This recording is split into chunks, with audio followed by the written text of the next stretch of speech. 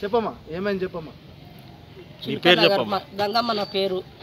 చిలకనగర్ నాకు జాగా ఉన్నది. కొంచెం 25 సంవత్సరాల కింద నాకు దేవేంద్ర గౌడ్ పట్టా ఇచ్చిండు.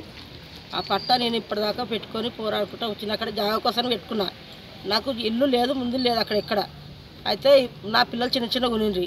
పెళ్ళిళ్ళు చేసుకుంటా పేరాటాలు చేసుకుంటూ వచ్చే వరకు నాకు అదే చేత కాలేదు. ఇప్పుడు కూలినాలు చేసుకొని నా పిల్లలు కొంచెం పెద్దగా అయ్యారు. కూలినాలు చేసుకొని నేను బతుకుదామన్న వరకే అక్కడ జనాభా కానిస్తలేరు.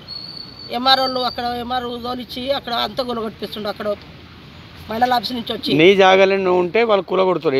నా జాగాలో నేను ఉంటే వాళ్ళు గులగొట్టి. వాళ్ళు ఎందుకు కూలగొడుతున్నారమ్మా? ఏం కావాలంటారు వాళ్ళకు? 5 లక్షలు కావాలంట.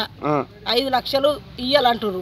5 లక్షలు నేను ఏమి దేనికి? 7 లక్షలు దేనికి ఇవ్వాలి? మాకు జాగా మాది అంటారు. నీది కాదు, నీది ఏదైనా ఆధారం ఉంటే పట్టుకరా, పట్టుకొస్తే నేను 5 లక్షలు కాకపోతే నేను జాగా మొత్తం విడిచిపెడతా అని నేను అన్నాను.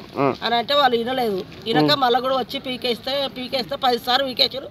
10 సార్లు కప్పుకుంటూనే పోయినా నేను.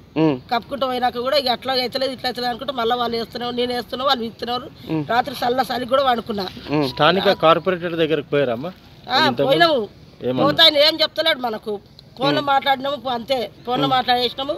ఫోన్లో మాట్లాడితే నాకు ఏం సంబంధం లేదు, మీరు అక్కడే మాట్లాడుకోరు, లేకపోతే వాళ్ళ మీద పోలీస్ కంప్లైంట్ ఇచ్చుకోపోరు. ఇక్కడ మేడం దగ్గర ఎందుకు వచ్చారమ్మా మీరు?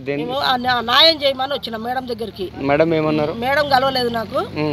ఇంకొక ఆయన ఉన్నాడు, ఆయన కాగితం కొంచెం నంబర్ వేసి ఇచ్చిండు. ఆ కాగితం తీసుకొని పోయి నువ్వు ఎవరికైనా చూపించుకో, నీ గుడిసె కాడికి ఎవరు రారు, 6 రోజులు అయినాక మేడం వచ్చి అన్ని ఎంక్వైరీ చేసుకుంటుంది అని చెప్పిండు ఆయన నాకు. సరే.